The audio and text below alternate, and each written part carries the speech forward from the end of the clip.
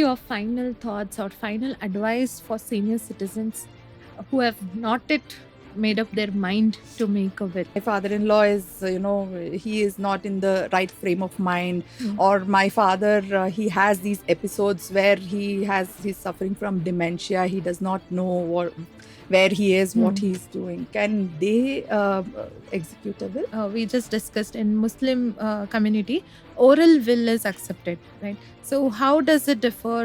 How does the will making differ in Hindus, Christians, and Muslims? So there is a whole hierarchy of who gets the property if a person dies intestate. And also many people don't have the education as to what a will is. They should be educated in the line that will should not be, they should not wait until their last moment to create a will. Now that is an onerous bequest. Means Mhm. there is a burden that is being put on you. And unless and until you accept that burden, you will not get the benefits of the will. Welcome to our podcast, The Timeless Tales. Thank you for being kind enough to be part of the very first podcast. Looking forward to have a informative discussion about will making for senior citizens. Thank you so much for inviting me, and I'm very honored to be the first first guest on your podcast. And I look forward to sharing whatever knowledge I have with everyone out there so that they make informed decisions. Thank you. Thank you. So let's begin. Yes, please. So, Bhargavi, why do you think will making is important? See, will is something. It's an instrument which clears a lot of confusion. Any person, what is the requirement that we make property or we make a lot of wealth? It is so that we live comfortably, and after us, our children and their children, they are left with a somewhat comfortable state of living. So without a will, you are going to throw them into a lot of unclarity and a confused state after your departure. So I think it is the moral obligation of every person who has generated certain amount of wealth or made certain amount of property in his name. It is his or her duty and a right gift that he would be leaving behind to his next generation by making a will.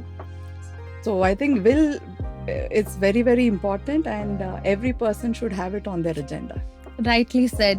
The reason why I asked you this question is since we go to a lot of senior living spaces or old age homes, the one main thing we see very commonly is that we meet people, senior citizens above 65, 70 years of age. And surprisingly, 60-70% of them don't have a will in place. Right? So, with this context, how important it is for senior citizens to have a will? Most of the times, I wouldn't say it is every son or daughter is bad, but it never hurts someone to be very careful, or it doesn't hurt to take proactive steps to make sure that they themselves are protected or their loved ones are protected after their departure. One reason is they have excessive trust in their children or people they are leaving behind as their legal heirs, that they will take care of things, they will be very nice to each other. So that is, I'm very sorry to say that it does not happen almost 80 to 90% of the time. It does not happen because ಕನ್ನಡದಲ್ಲಿ ಒಂದು ಗಾದೆ ಇದೆ, ಬೆಳಿತಾ ಬೆಳಿತಾ ಸೋದರರು ಆಮೇಲೆ ದಾಯಾದಿಗಳು ಅಂತ. So even the best of the best siblings can get into a lot of fights over property. Money is such. And the second issue why I see that not many people give importance to will is because somehow they associate that with death. I want to clear this on your podcast that creating a will is not heralding or telling people that you're dying. It's just a way to take care of all the belongings that you have amassed, so that it is rightfully distributed among the people you love. So, Right. So, with this, what age do you think someone should start thinking about making a will? Legally, any person who is above the age of 18 or above can make a valid will. But even a minor can make a will which will not be valid until he grows up and he attains 18 years and above, and he ratifies that will. So technically any person can make a will, not just senior citizens. You just mentioned one misconception just now, that if there is a topic of will, it's just like people thinking they relate it to death, Yes. right? As if they are making preparations for their death. So what are the other misconceptions that you come across when we are talking about making a will? The will has to be on a stamp paper. It does not need to be on a stamp paper, and will only has to be about properties, immovable properties. Or will should not be handwritten, or it should not be dictated. The person has to do it by himself, or family members who are beneficiaries can also sign as witnesses, and some of the few things that I can think of on top of my head. Yeah. Right. So moving on, Bhargavi, what are the legal jargons that people should be aware of with respect to will? I'll tell you the very basic ones, like what is the meaning of a will. Will is something that is written by a person who's called as a testator. The person writing the will is called as a testator, and the person to whom he is bequeathing something is called as the beneficiaries. And if there is any changes that needs to be made to the will, is called as a codicil. Okay, and there is an executor who will execute the will according to your wishes, and he needs to be named in the will. And after that, there is the schedule property of what you want to give away and to whom. So these are the things, and witnesses. So these are the main ingredients of a will that you will see. Okay. So what are the legal requirements for a will to be considered valid in India? See, a will, it is very good to have a written will. Like in Muslim law, under Muslim law, oral will is also as valid as a written will. So the reason for this is not always you are in a position to write a will. Like for example, if there are any soldiers who are in battle and they will not find anything around them to write a will, so the oral will is also very, very valid. A will which is made by a soldier is called as a privileged will, and anyone else who makes a will is called as unprivileged will. So it is always good to have such kinds of wills in a written format. So it is very easy to take it forward from there, and there are no discrepancies. And secondly, the testator should be very clear of his intentions of what he is bequeathing on the beneficiaries. So the beneficiaries, first of all, should be listed properly: the age, the name, son of or daughter of, so that tomorrow there is no confusion as to who that person is. Because in a family there can exist more than one person with the same name. So there should be no confusion as to who that person is bequeathing the property to. So the beneficiary's name and details should be very clear in his will. And next, the property and the extent of that property, what he is giving away, that also should be very, very clear. Like for example, let's say that a person, the testator, has a property of 60 by 40, and in that 60 by 40 he has built around 4 floors, or how much ever the BBMP is giving the permission to. So he has built legally, and I'm just deviating a little. Anything that you bequeath in the will has to be legally sanctioned. You cannot give away something which is illegal. So it cannot be a contraband. It cannot be drugs or illegal drugs. So it has to be something that is legally sanctioned. So let's say that the building, going back to the example, that building has 4 floors, and the beneficiary in that will are 3 people. Now, it is the duty of the testator to very clearly state how much of the portion that these 3 people will be getting in that building, and to what extent, to what share they are getting. So it is not enough that I am giving away, if I am the testator, it is not enough for me to state that I am giving away my so-and-so property measuring 60 by 40 with a building to these 3 people. Now, it is very, very unclear of how much share each person is going to get. If I add the word equally, then it makes sense. Without that, there is still a lot of confusion as to how much each person might It get. needs to be clearly It put needs up to be on a clearly paper. put. Yes. Another thing that is very important in a valid will is a witness. Now, many people mistake the fact that witness means witness knows what is in the content of the will. Now, I would like to clear that witness means a witness is someone who has just witnessed you signing the document. That witness does not know what is in the will. So if you call up, if there is a case tomorrow, if someone has challenged the will and that witness who has signed the will as a witness who has attested, he comes to the court to give evidence, you cannot ask him what was the content of the will, because his signature only says that I saw the testator signing the will out of his own consent without any coercion or fraud. So signature of a witness only states that I've witnessed this sign. The testator has signed in my presence. So witness is very important for a valid will. And two witnesses, not one, two is mandatory. And the witness details, the name, the address of the witness, the age of the witness. This is very, very important. And the next one is an executor. An executor should be named in the will. Now, what is the work of this executor? Executor is someone who executes the will according to your wishes, the testator's wishes.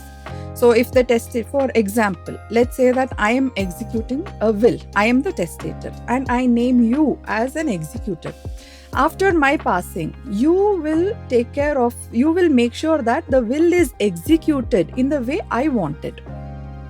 And executor can also be bequeathed a certain amount of property or anything that will not disable him from being the executor. Sometimes there are no executors also. A will might not have executors in it, but that does not make the will invalid. It is good to have an executor named so that you will save a lot of trip to the court, and you will save a lot of confusion. There won't be any confusion as to who will execute the will. Most of the times we must have seen in movies where the lawyer will come after the demise, he will come and read it out. So he is doing the role of an executor. Sometimes when the executor is not named by the testator in a will, what happens is you have to approach the court and get a letter of administration. Okay. So the court appoints an administrator, and according to that, the administrator will execute the will. So just the mere non-existence of an executor named in the will not make that will a void.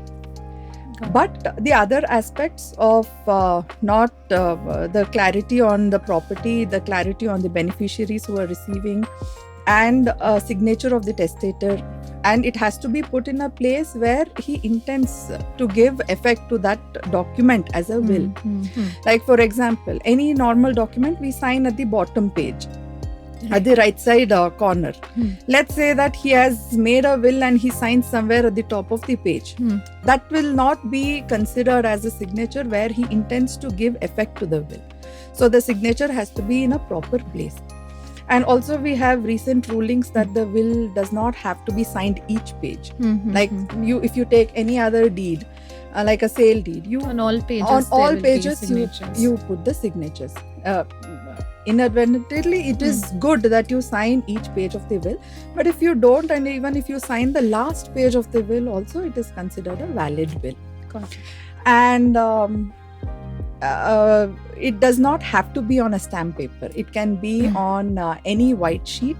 It can be on any, we have legal sheets or white sheets. It does not have to be on a stamp paper. It can be on any sort of a sheet where the only intention is that the testator wants to bequeath something to the beneficiaries. And let's say that another misconception that I have seen is that there should be only one will. It is not so. The will, any number of wills can be created by a person during his lifetime. Like, for example, if I am 50 today, I'm 50 years old, and I decide to make a will. And for some reason, by the time I'm 55, I have some discord with my son, and I don't want to include him in the will. It can be I want to, amended. yes, I can change the will, or I can revoke the old will. Maybe in the old will I've given him half of my property, and in the new will I might not want to give him so much. I want to give him some, but not so much. So I can execute a codicil to make corrections, or I can revoke that old will and create a very new one. So what I should do if when I'm creating a new will is that I should have something called as a revocation clause in that, saying on such and such a date, when I was 50 years old, when on such and such a date, I had created a will. But by the virtue of this will, I am revoking the old one, and this one will take its place. Got it. Okay. And another thing that is very important is, I think I've covered most of it. This is a very common question that I get asked most of the time. Well, my father-in-law, my father-in-law is, he is not in the right frame of mind, or my father, he has these episodes where he's suffering from dementia. He does not know where he is, what he's doing. Can they execute a will? Absolutely, they can. But it should be proved that they executed the will during their lucid period, when they were feeling better. It is not that they are all the time in a state of unknowingness or unclear mind, but wherever there are intervals of lucidity, then they can execute that will. So my next question would be, can a will be handwritten, or does it need to be registered? Will can be handwritten. It can be in your own handwriting. You can also dictate it to someone. If you don't know how to read or write, you can also dictate it to someone, and that person is called as a scribe. He will take down the will. You can also approach an advocate who can draft it for you with all the legal things kept in mind. So it does not always have to be in your own handwriting, or you don't have to write it personally. In the event that an advocate is drafting the will also contain the details of the advocate who is drafting the will, or a scribe who has taken down the dictation that you have given, and his details will also be there. Apart from these people, you should also have two witnesses who have seen you sign the will. Yes. And the second part of the question, should it be registered? Now, a registered will is any day a very, very safe will than an unregistered one. But both registered and unregistered will have equal weightage in the court of law when the evidence is being taken. So there is no requirement, according to Section 18 of Registration Act of 1908. It comes under the documents which are optional to register. So you don't always have to register a will. But as an advocate, I would suggest that you always get the will registered, because it is a foolproof method to make sure that nobody else is tampering with the will. Got it. So just now you just mentioned it's not always required to register a will. Like, is there any particular instances where it is required to register a will? Like any particular cases that you have come across, something like that? Not really, but I have always seen that a registered will is much easier to take into account when the evidence is happening in the court. So I would suggest, I always tell my clients to make sure that their will is registered. One, to make sure that nobody else tampers with it, and two, it is very easy for us to bring that into evidence. And number three, you always know where the will is. Here, an unregistered will, a document, in olden days it was kept in tijori or it was kept in a bank locker, and the testator passes away and nobody knows that a will is existing. So all of those things could be avoided by registering a will. Even if you lose a copy of the will, a registered copy will always be available for you at the sub-registrar's office. So any day, it is always good to register a will. Wonderful. So, Bhargavi, what are the different kinds of will? Very broadly, there is unprivileged will and a privileged will. Like I said, an unprivileged will is executed by someone like me and you who are not into services or army or any government related work. And privileged will is someone who is done by a person who is in armed forces. So that is called as a privileged will. Now, going into detail, there are different kinds of wills. Like, for example, you must have seen in Kannada movies where the hero's father says, only if you get married to her, you are going to get a slice of my property. So that is called as a conditional will. Does that happen in real life? It happens in real life. It is called as a conditional will. He might also go up a notch and say that you have to only if you accept my handicapped sister, then you will get a portion of my property. Now that is an onerous bequest. Means there is a burden that is being put on you, and unless and until you accept that burden, you will not get the benefits of the will. So that is one kind. Then there is unconditional will, where there are no conditions. Just because out of love and respect for his legal heirs, a person might execute a will. So these are broadly different kinds of wills that we have. Got it. Okay, it was interesting. So moving on, say there are properties which falls in a different jurisdiction. And at that point of time, how do we go about making a will? If your properties are in different jurisdictions or different places or states, you don't have to go around making different wills for each of those properties. You can include all of those properties in one will. But if there are immovable properties in different jurisdictions, then you have to do something called as probating a will. Now, what is this probate? It is to approach a court of law which has jurisdiction where the will was executed, and you get something called as a legal sanction to the will. So the judge looks into the validity of the will. If everything is valid and all the bullet points of the will are taken care, and it is considered as a very valid will, then it gives something called as a probation certificate to the will, probate certificate to the will. So if there are properties in different jurisdictions, then this is the way to go about it. So going back to our previous discussions, we just discussed in Muslim community, oral will is accepted, right? So how does it differ? How does the will making differ in Hindus, Christians and Muslims? Since we started about Muslims, we'll start with that. In Muslim, according to Muslim law, that is the Sharia, creating a will is considered as a moral obligation. So every person religiously has to follow it. It is not a religious thing for us Hindus or Christians, but for Muslims, creating a will is a religious duty that they have to follow. So very few Muslims you come across who has not made a wasiyat. In Muslim law, it is called as a wasiyat. So every Muslim, because it is their religious duty, they will have this document. And an interesting fact about this is wasiyat can only be to an extent of 1/3 of your property. So you cannot give away all of your property. So there is a hierarchy of things of how after your death, how your money is spent. First one, money is used for your burial and the cremation or burial expenses is taken.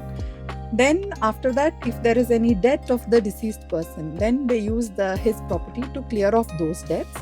After that, the one third of the property that he is written away in wasiyat will be given effect to. Then the 2/3 of whatever is left remaining after taking care of all of these things, 2/3 will be according to intestate succession.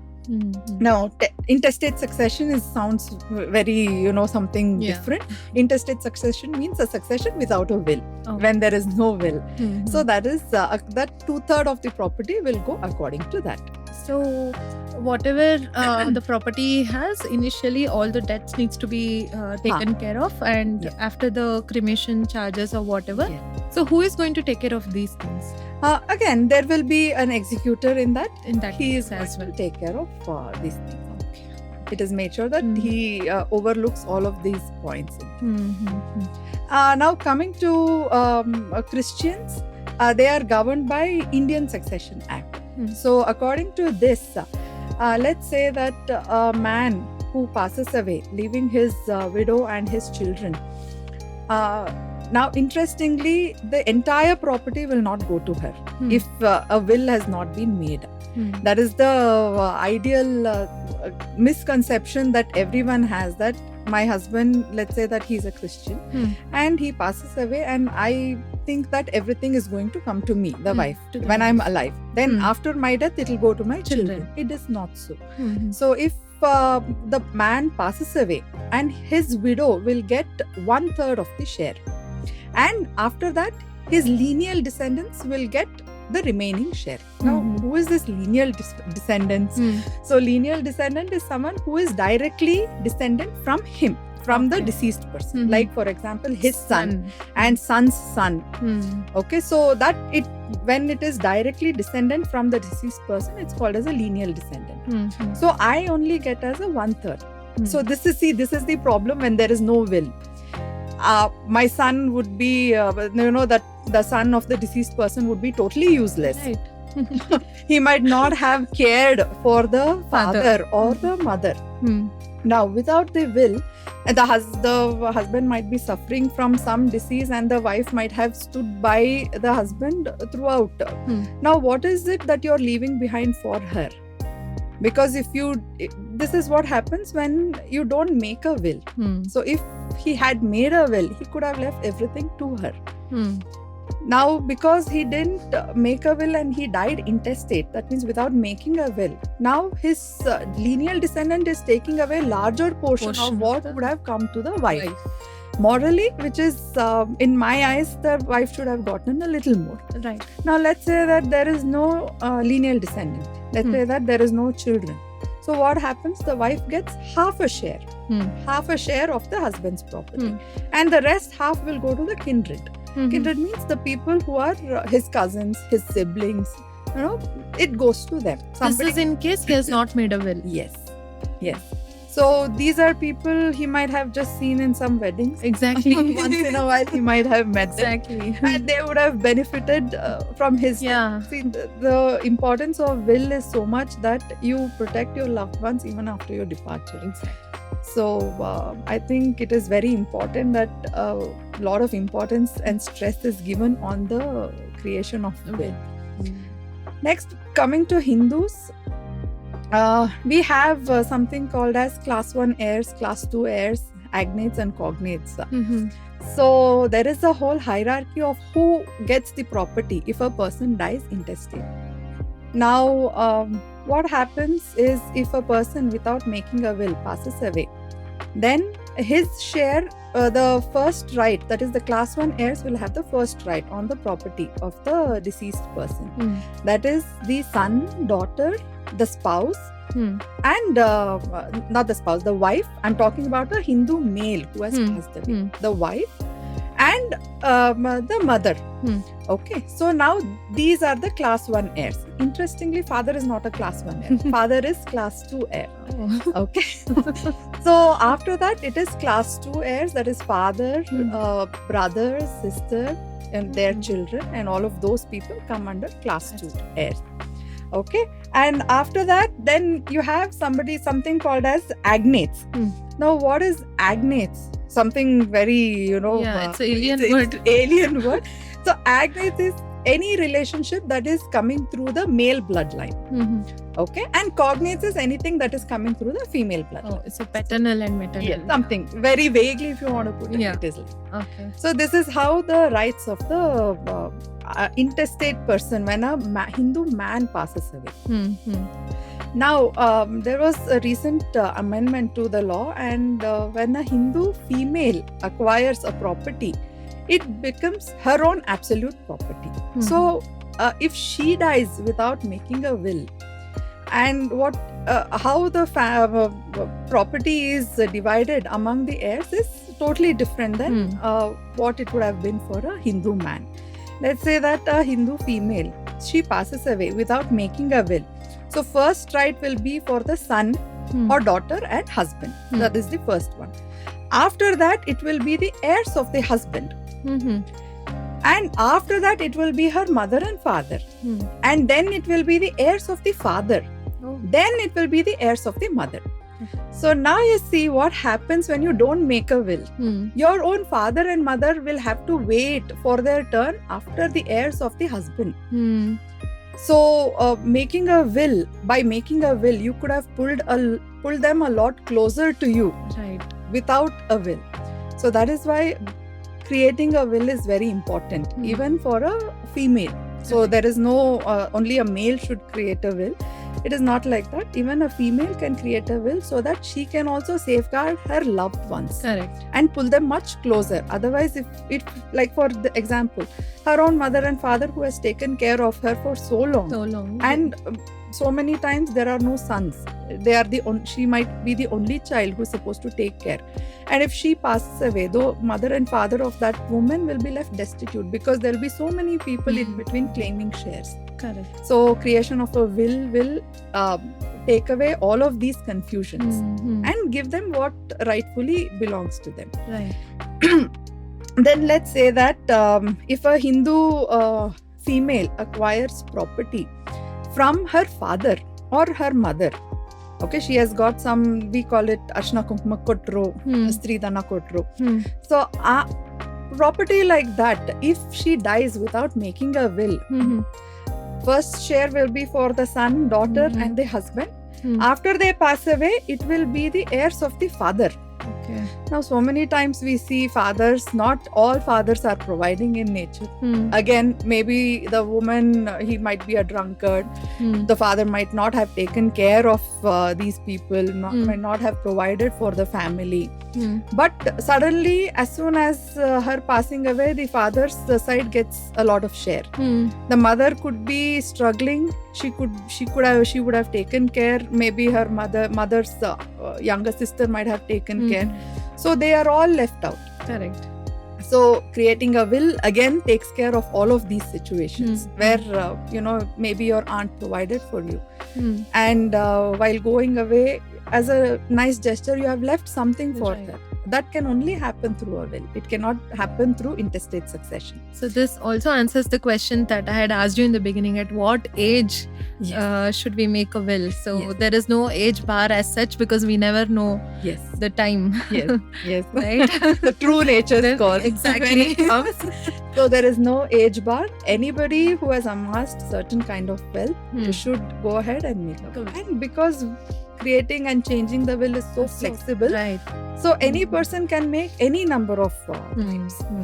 So there is no bar to that as such. So Bhargavi, now that with all the sessions, throughout the sessions, you have helped us understand about making a will, types of will, about witness, legal heirs and everything. So can you throw some light on, can wills be made digitally or online? Is it possible to make a will like that? No, because you need a very important ingredient, that is the signature. So it has to be in a physical format. So even if you draft it online, then you have to take a printout and it has to be signed. So that makes it a physical copy, because online you cannot have a signature of two witnesses, the testator. So you need a physical copy. So digitally you cannot create like MOA and A, Memorandum of Association and all of those things. Company related, you can have them on e-platforms, but not the will. Will has to be physical in nature. Got it. So how can one store their will safely and access it as and when they require? You mean like in olden days in movies we saw it is kept far away in tijoris and That was in uh, olden days, but for today, like yeah, what? if it is an unregistered will, that is how it will end up being. Okay. Maybe you would leave a copy with the executor or your advocate. You could name your advocate as an executor, and he could keep it in his storage until your death. And when upon intimation, he could Release yes, he could go about executing the will. But ideally, if it is registered, it will be stored in the sub-registrar's office. So that would be considered a neutral place for a will, because any day anyone can accuse that the will was tampered or their name was added last minute or some changes were made to the will without the knowledge of the testator himself. So to safeguard oneself from all of these accusations and all of the possibility of tampering also, it is always good to get a will registered, because it does not cost too much, like a sale deed. You don't have to pay a stamp duty on that. So it is always better to execute a registered will. Got it. So now I have one important question, which is important for everyone, every Indian, in fact. So, are there any tax implications for the assets that the heirs get from the will? So, the inheritance through will is considered as a gift. So, on gift, there are no tax. So, I don't have to pay any tax on the inheritance that I'm getting through a will. For example, if I'm inheriting a property from my father, I don't have to pay any income tax. It does not come under the, it is not considered as an income. It's a gift. So I don't have to pay any income tax on that. But let's assume that that property has many rented properties in that, and I'm getting rent every month from that building. Then I have to pay income on the income generated from that property. Another thing is, if there is any debt that my father has not paid during his lifetime, after it is passed on to me, then I have an obligation to pay that unpaid debt of my father. So, but only to the extent of my share. So if my sister is inheriting 50% and I'm inheriting 50% through a will, then I'm only supposed to clear off 50% of his debt. And if it is 3 children, then only 1/3 of the 33% of the debt of my father. It is in proportion to the share that I receive from the will. So, how can someone reduce legal complications or tax implications while drafting a will? One, make sure that all the ingredients that are required for a valid will is present. That is all the things that we discussed throughout the podcast. Then always approach an advocate to get your will drafted. You might feel that why waste money on an advocate, or maybe they are going to swindle some money off me. But trust me, it is how the saying goes, penny wise pound foolish. Then you are going to see the fact that you might have to spend a little amount on the advocate, then you might end up losing a lot more. So it is always good to approach an advocate to have your will drafted, because as a layman, this is not something you do every day.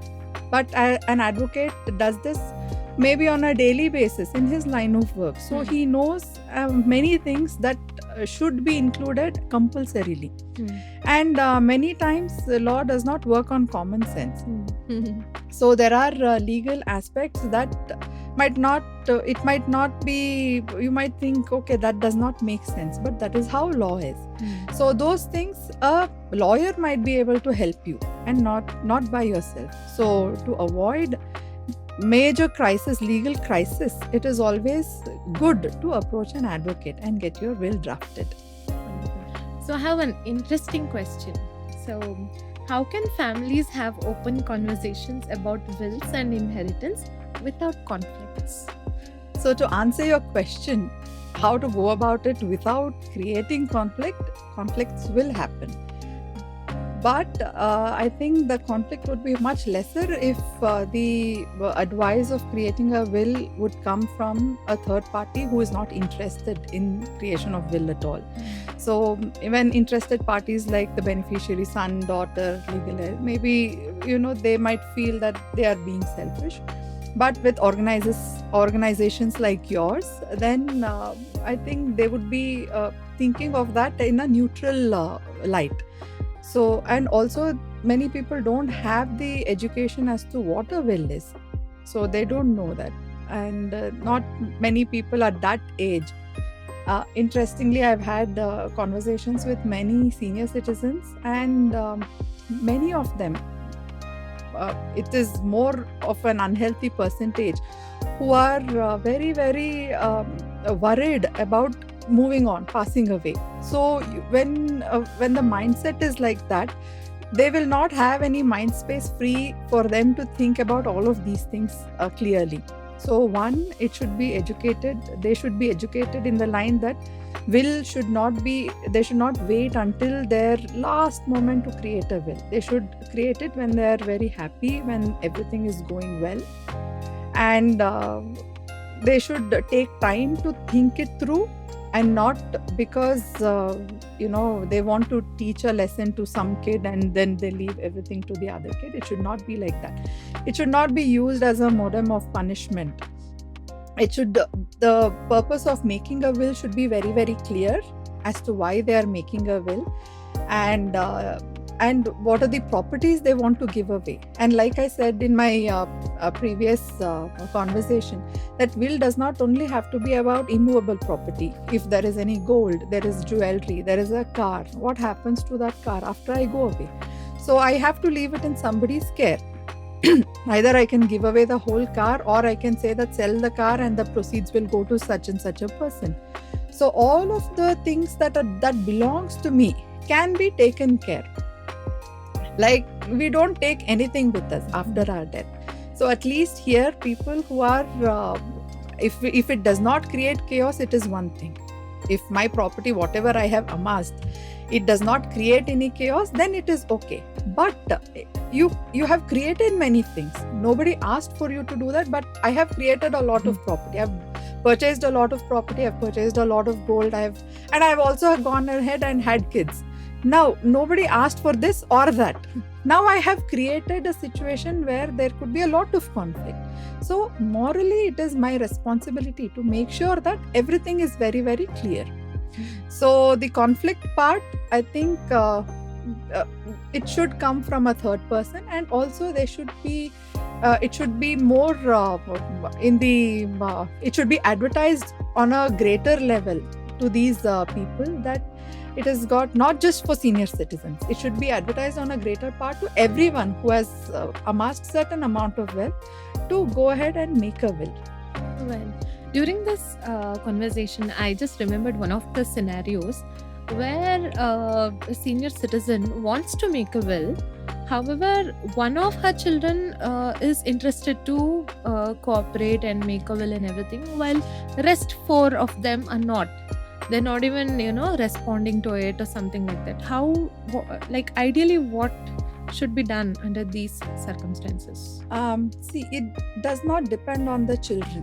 Whether a parent, whether a senior wants to make a will or not, it does not depend on the children. So the fact that the other four are not cooperating has no effect to that at all. So it is the right of a person, a senior person, or a person who is executing the will, the testator, to execute the will. It is his right. He can make a will, and he can put all the things that he wants the properties to be included in the will. It is his decision. So whether someone is agreeing to that or not, that is secondary. So in your scenario, it doesn't really matter if the other four are not cooperating. It does not matter, because will come into existence only after her death. So she is free to execute it anytime she wants. Right. So what are your final thoughts or final advice for senior citizens who have not yet made up their mind to make a will?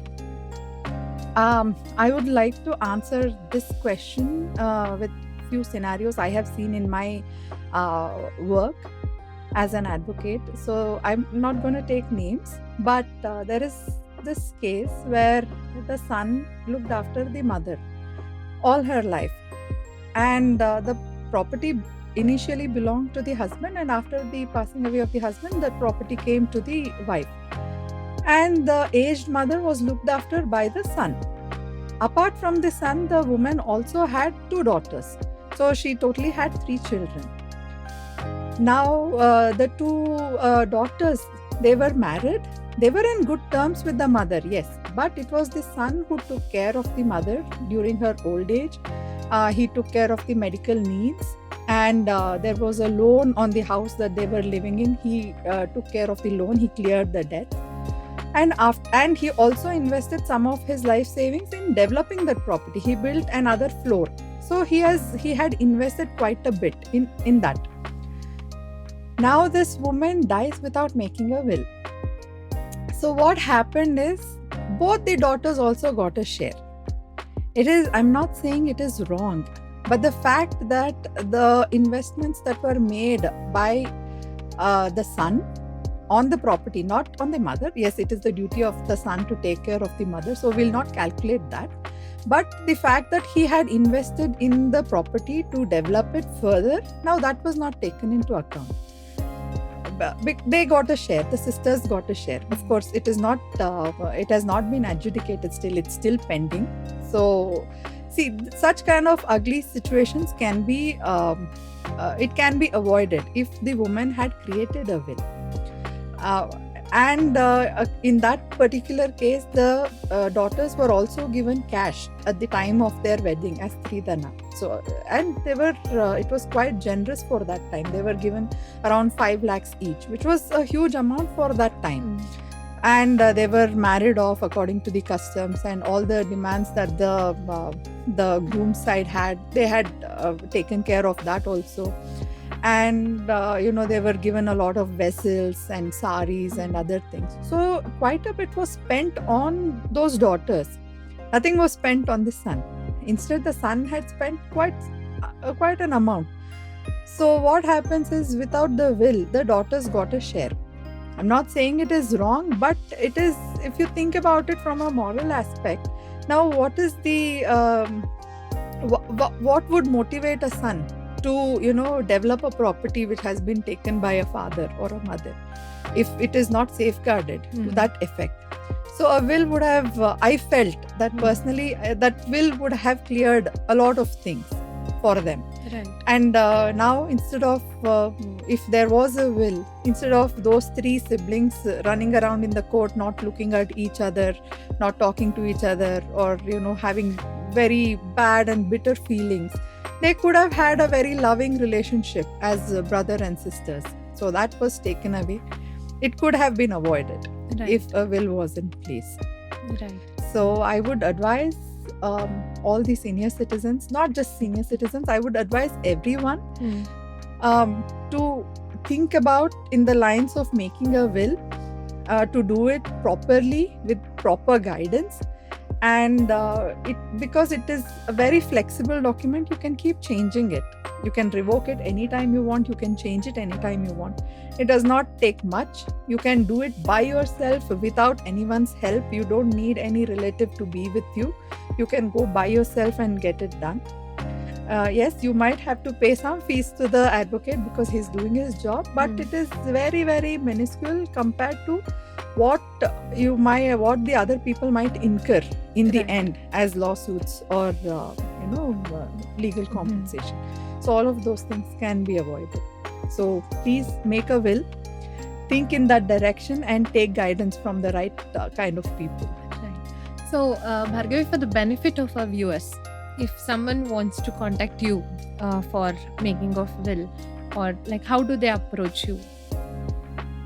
They could contact me on phone, on my phone number, or they could drop an email, or my office is near Navran, so they could drop by anytime, and we would be more than happy to help them out. Sure. So, thank you so much for being part of the Timeless Tales. It's been really informative, and I'm sure our viewers, most of their questions have been answered. And if there is anything else, we'll definitely come back to you. Looking forward to have a sequel to this podcast as well. Thank you. Thank you so much for giving me this opportunity to share my opinions on a will. I'm a very strong advocate of will. I think it is the duty of every person, and we should not take it lightly, because we have an obligation to leave behind peace and not chaos after us. So thank you so much for giving me this chance to put my thought out in the world, and I hope it reaches many number of people, Definitely. and let them think in this right direction. Right, absolutely. Thank you so Thank you. much. Thank you.